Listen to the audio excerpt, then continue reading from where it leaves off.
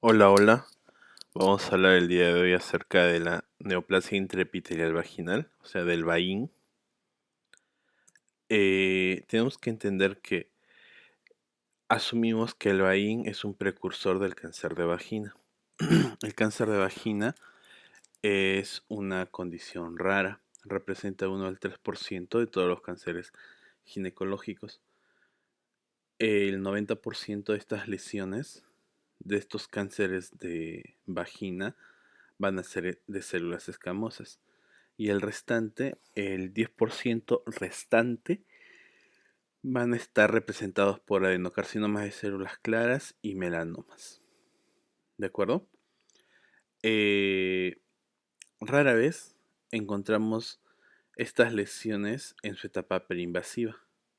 Generalmente encontramos ya el tumor macroscópico y lo diagnosticamos por presencia de síntomas clínicos. Eh, el VAIN lo vamos a diagnosticar, lo vamos a describir por vaginoscopía, utilizando la terminología de Río de Janeiro del 2011. ¿De acuerdo? El VAIN es una lesión infrecuentemente diagnosticada. Representa 0,4% de todas las enfermedades intraepiteliales del tracto genital inferior. Es 200 veces más infrecuente que el NIC. Generalmente las lesiones son multifocales y se ubican el 90% en el tercio superior de vagina. Y esto es lo más importante de toda la presentación, que cuando hablamos de VAIN estamos hablando de 4 poblaciones, ¿de acuerdo? En general, el VAIN es una lesión secundaria. La neoplasia intraepitelial vaginal es una lesión secundaria, ¿sí? ¿En quiénes la vamos a encontrar? En aquellas pacientes que han tenido un NIC o un BIM previos, aquellas pacientes post radiación por cáncer de cervix, o en aquellas pacientes que fueron llevadas a histerectomía por un NIC. ¿De acuerdo? En estos 3 grupos, la lesión es secundaria siempre, ¿correcto? Y la lesión puede ser primaria e inmunosuprimidas, ¿ok? Entonces, 4 poblaciones para VAIN, ¿ok? Entonces, en aquellos pacientes que han tenido un NIC previo, de acuerdo, 1 a 3% se van a asociar al NIC y estos van a ser los VAIN coexistentes o que se desarrollen posteriormente. ¿Qué tan posteriormente? Entre 2 y 17 años. ¿Ya? En pacientes post radiación por cáncer de cervix, la incidencia el principal cáncer asociado a cáncer de cervix va a ser el cáncer de vagina. ¿De acuerdo? Esto debido a que tenemos un epitelio vaginal sensibilizado. El otro grupo poblacional, las pacientes post-histerectomía por NIC. La media de presentación va a ser 50 años. El 70% de los VAIN van a resultar post-histerectomía. Ya, antes era la lesión más frecuente y por eso es que ustedes van a leer en sus libros que se describe que el VAIN era una lesión en orejas de perro, o sea, una lesión que ocurría en los ángulos vaginales, o sea, a las 3 y a las 9, a horas 3 y a horas 9, ¿ok? Ya no es así. Ahora esta presentación es un subtipo de la enfermedad, ¿ok? Eh, entonces, 1 a 6% de las lesiones persisten. Hay 67% de confluencia y la incidencia a 10 años va a ser del 0,9%. A ver, les comento un tema. Eh, Discutíamos el día de hoy un caso. Una mujer que tuvo un NIC3, una neoplasia intraepitelial cervical, fue llevada a un cono. El cono informó NIC3.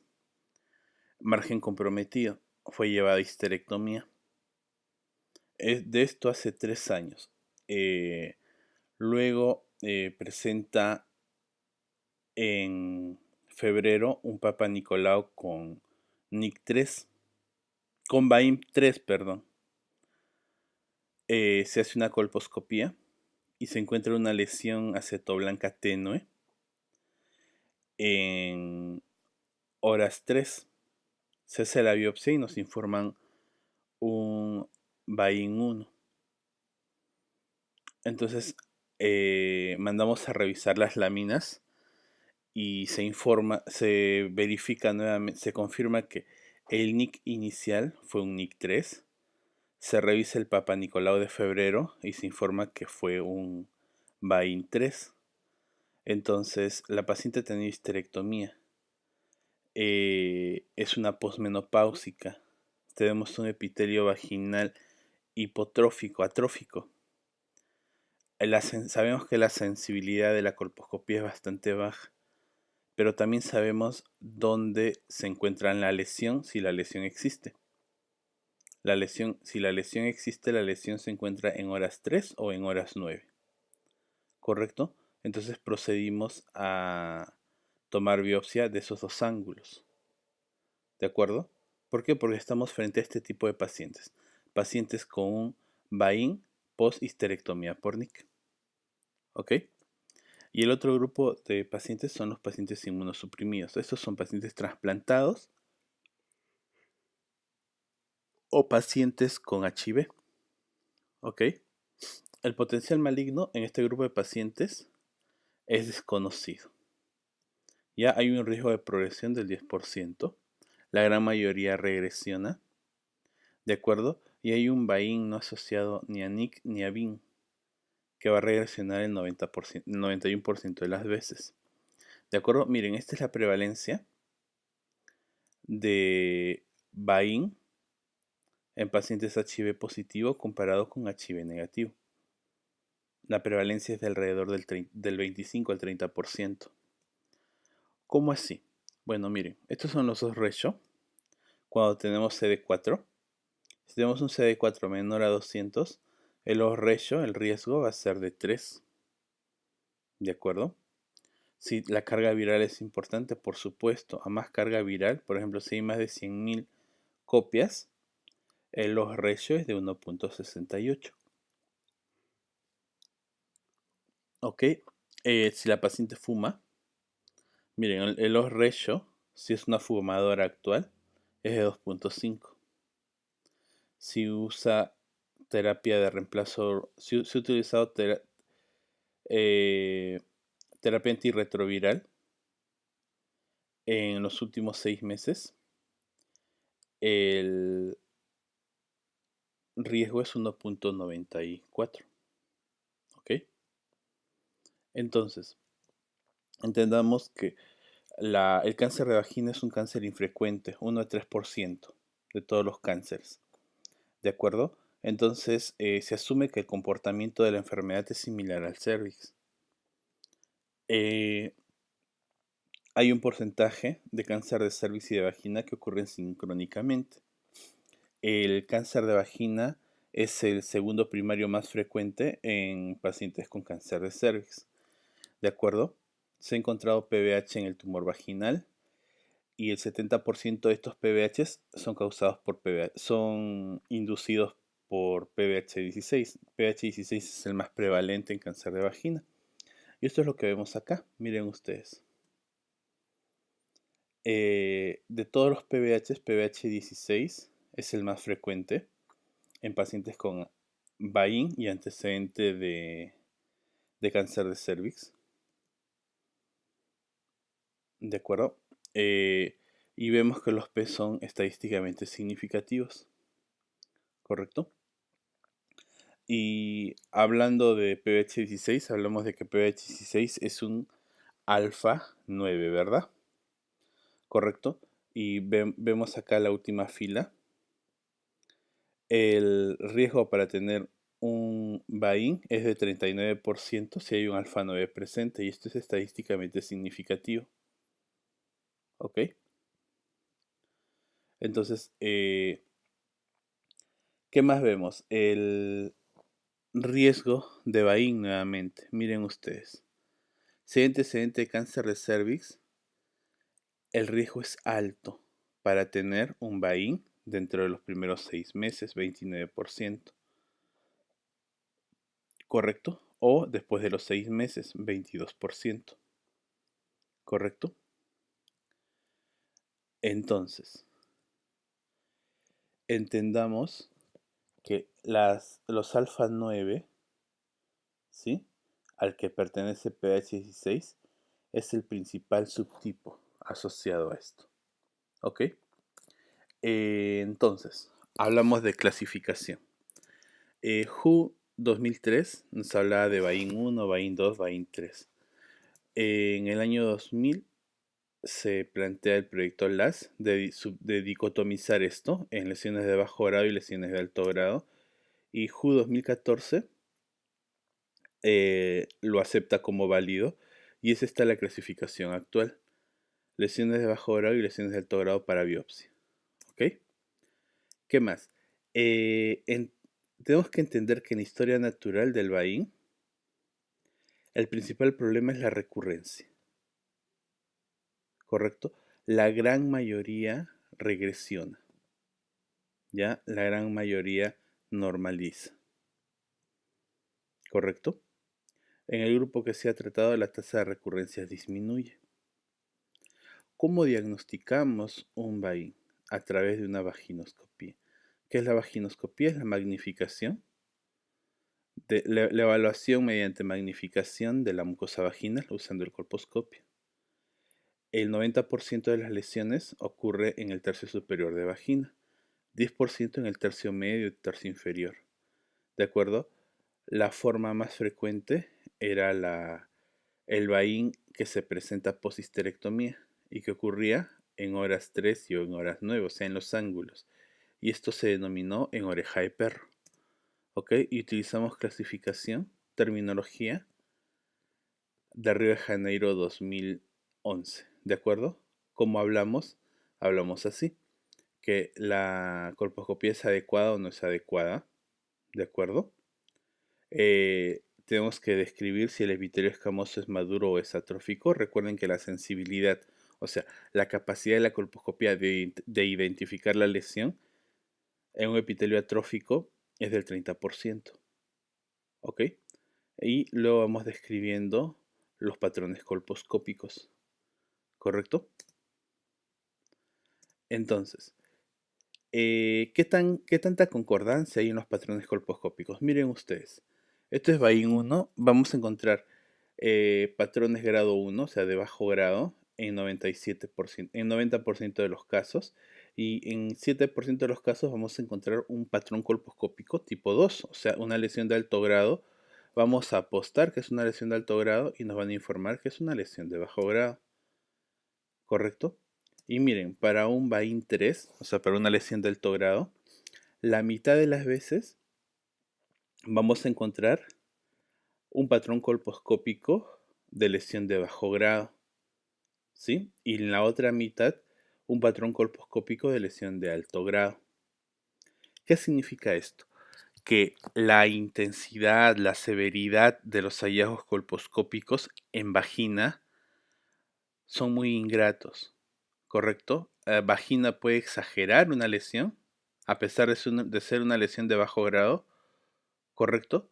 O puede minimizarla, ¿de acuerdo? Entonces, no le creemos a la impresión colposcópica en vagina, ¿sí? La colposcopía identifica la lesión y la biopsia con guía colposcópica nos da el diagnóstico, ¿ok? ¿Qué más? Cuando encontramos un Bain asociado a una zona de transformación atípica en cuello uterino, entendemos que 2.5% de los NIC y Bain van a coexistir y en 67% va a haber una confluencia entre NIC y Bain. ¿Ok? Miren ustedes, esto es el cervix. Tenemos un epitelio aceto blanco en la zona 3 Y en la zona 1 y zona 4 también tenemos un epitelio blanco vaginal. Miren ustedes, si vemos la zona 2, esto es cervix. Y si vemos la zona 1, esto es vagina, ¿correcto? Hay una coexistencia de lesiones. Y miren, aquí hay una confluencia de lesiones. La zona 1 es cervix y se extiende hacia el fondo de saco vaginal, ¿correcto?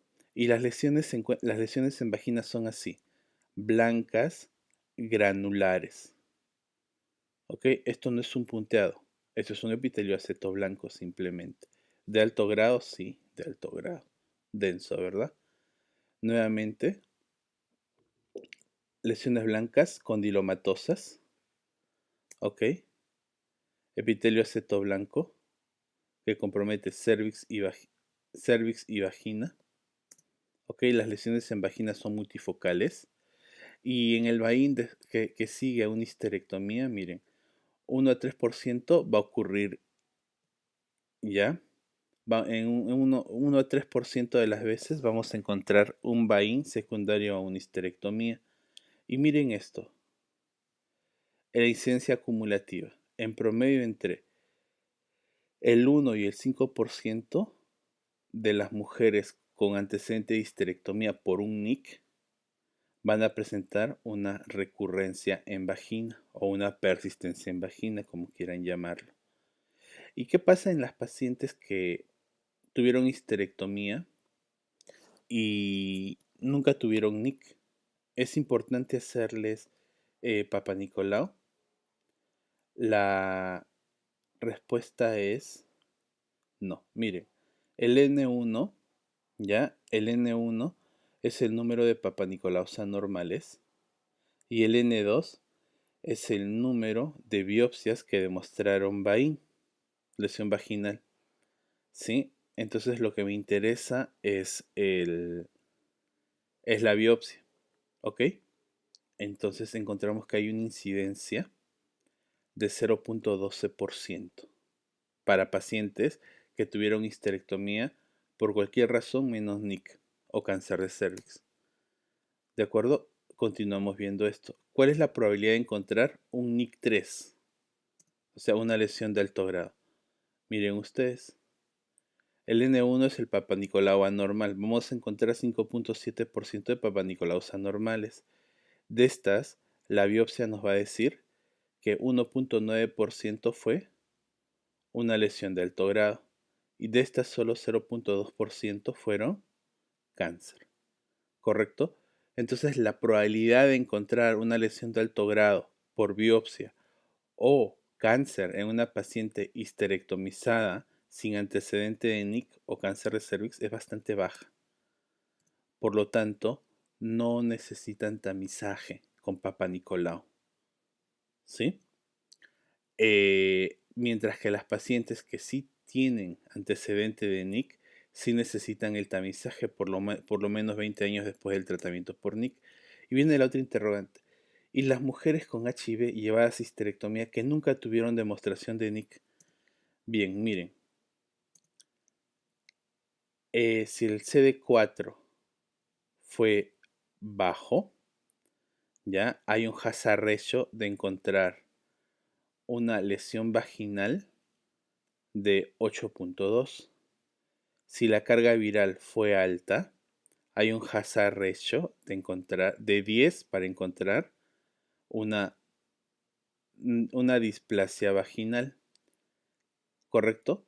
Si hay un PBH diagnosticado al momento de la histerectomía, el hazard ratio de encontrar una lesión vaginal va a ser de 10. Si tenemos una histerectomía vaginal, ¿de acuerdo? El hazard ratio va a ser de 3.4. Por lo tanto, ¿qué entendemos? Que más del 30% de mujeres con HIV positivo y sin historia de un Papa Nicolau anormal o de un NIC antes de la histerectomía va a tener un Papa Nicolau anormal en cúpula vaginal. De estas, el 30% van a ser VAIN 2 o 3, o sea, VAIN de alto grado. ¿Correcto? Entonces, por eso es importante entender que las pacientes con HIV que fueron a histerectomía necesitan un Papa Nicolau. ¿De acuerdo? 16% de las veces vamos a encontrar una lesión vaginal y de estas, la mitad de las veces vamos a encontrar lesiones de alto grado. ¿Correcto? Entonces, una citología anual es un enfoque razonable, ¿sí? Una citología de la cúpula vaginal en pacientes con HIV. ¿Correcto? Asumimos que la paciente que desarrolla un VAIN después de una histerectomía, estamos hablando ya de pacientes inmunocompetentes, es porque hubo una mala evaluación. ¿Correcto? La lesión en vagina siempre existió, solo que no la vimos. Y hicimos una histerectomía que no amplió a vagina. ¿Correcto? Y estas lesiones aparecen así, en los ángulos. ¿Correcto? Y la evaluación se hace así, con una Fester para evaluar el ángulo. ¿Correcto? Esto es un condiloma acuminado en el ángulo y un VAIN 1 asociado. ¿Correcto? Esto es un VAIN 2. Miren, siempre es granular la lesión en vagina. ¿Correcto? Esto es un VAIN 3. Nuevamente, ángulos. ¿De acuerdo? Aquí hay vasos atípicos. ¿Correcto? Aquí hay que descartar un cáncer. Miren, esto es un cáncer vaginal invasor. ¿Correcto?